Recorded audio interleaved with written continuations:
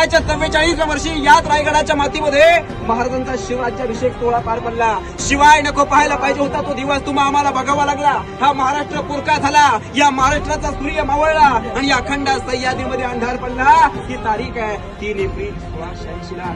जगदंब छत्रपती शिवरायांनी शेवटचा श्वास याचा राजांचं निधन झालंय आणि हीच बातमी औरंगजेबाकडे गेली आहे. औरंगजेबाचा सरदार मुस्ताफिद खान औरंगजेबात काय सांगतोय?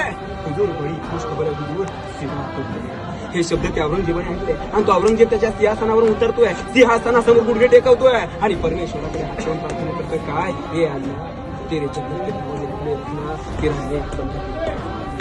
शाहिस्ते खानाची बोटं चटली आहेत आणि रक्तबंबाळ झालेल्या अवस्थेत शाहिस्ते खानाची बेगम त्याला सांगतेय की मेरे बेटे को शिवाजी. पण रक्तबंबाळ झालेल्या अवस्थेत शाहिस्ते खान काय बोलतोय? जर आपल्या मुलीला शिवाजी घेऊन गेला असेल तर काळजी आणि चिंता करू नको, कारण ती स्त्री एका सुरक्षेसाठी. म्हणजे कल्पना करा, शत्रूंच्या मनात देखील आपल्या राजांबद्दल किती आदर होता. काय म्हटलंय की अनामवीरा जिथे झाला तुझा जीवनांत पेटली ना वाट या धर्मात. 50 वर्ष आयुष्याला आपल्या 50 वर्षात अनेक राजे झाले, बापदात्यांच्या गाद्या तरुण पुढे गेले, पण एकमेव राजा झाला की त्या राजाने स्वतःची गादी स्वतः निर्माण केली.